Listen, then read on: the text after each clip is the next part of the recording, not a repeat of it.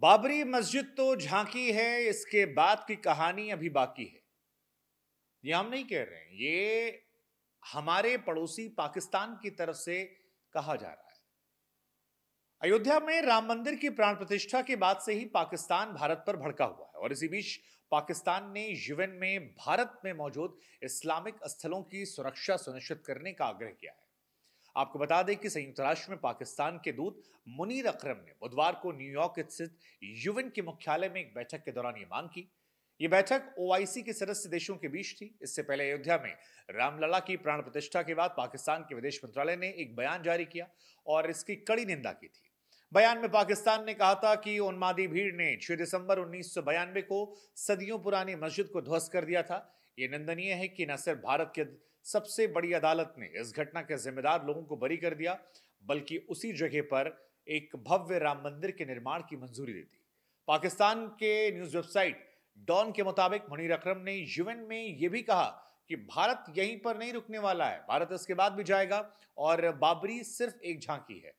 हम आपको जानकारी के लिए बता दें कि मुनीर अकरम ने संयुक्त राष्ट्र अलायंस ऑफ सिविलाइजेशन के उच्च अधिकारी मिगुएल एंजेल को संबोधित करते हुए एक पत्र लिखा और उस पत्र में इस बात का जिक्र किया गया कि पाकिस्तान भारत के अयोध्या में ध्वस्त बाबरी मस्जिद के स्थान पर राम मंदिर के निर्माण और प्राण प्रतिष्ठा की कड़े शब्दों में निंदा करता है। ये ट्रेंड भारतीय मुसलमानों के सामाजिक, आर्थिक और राजनीतिक कल्याण के साथ क्षेत्र में सद्भाव और शांति के लिए गंभीर खतरा पैदा करते हैं। संयुक्त राष्ट्र में पाकिस्तान के दूत ने अपने पत्र पर इस बात का जोर दिया कि भारत में इस्लाम संबंधित विरासत स्थलों की सुरक्षा सुनिश्चित करने के लिए हस्तक्षेप करने की तत्काल जरूरत है।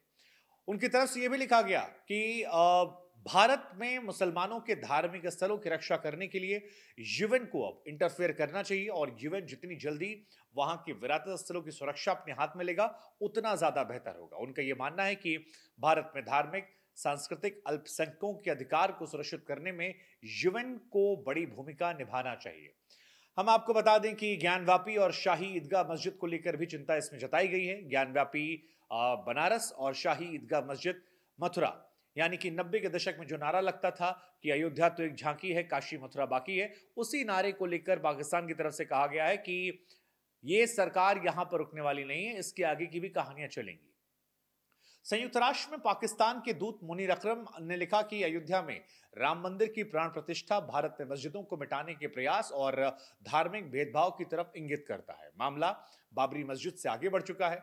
भारत में मौजूद तमाम मस्जिदों को भी इसी तरह के खतरों का सामना करना पड़ रहा है। ऐसे में अगर आने वाले दिनों में अयोध्या के बाद काशी और मथुरा में भी कहानियां होती हैं तो यह हैरान नहीं होगी।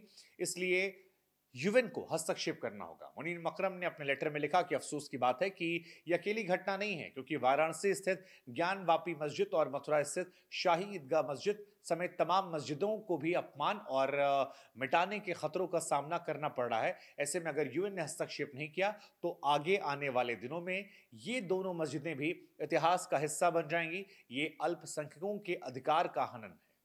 हमें लगा ये सवाल हम आपसे पूछते हैं कि पाकिस्तान को क्या ये पूछने का अधिकार है, क्योंकि पाकिस्तान में सैकड़ों की संख्या में हिंदू मंदिर थे आजादी के बाद जो वहां से हटा दिए गए हैं। उनकी जगह पर अस्पताल, उनकी जगह पर प्राइवेट लोग कब्जा या उनकी जगह पर कुछ और निर्माण कर दिया गया। ऐसे में वो पाकिस्तान जो अपने ही देश में हिंदुओं के साथ अन्याय करता है, क्या भारत के सुप्रीम कोर्ट के मामले में उसे इस तरह का हस्तक्षेप करना चाहिए या फिर यह पाकिस्तान की बौखलाहट है? इस खबर को आप कैसे देखते हैं कमेंट सेक्शन में जरूर बताइएगा। और क्या वाकई में अयोध्या सिर्फ एक झांकी है, इसके बाद ज्ञानवापी या मथुरा की कहानी बाकी है? आपको भी लगता है पाकिस्तान को जो लगता है, जरूर बताइए।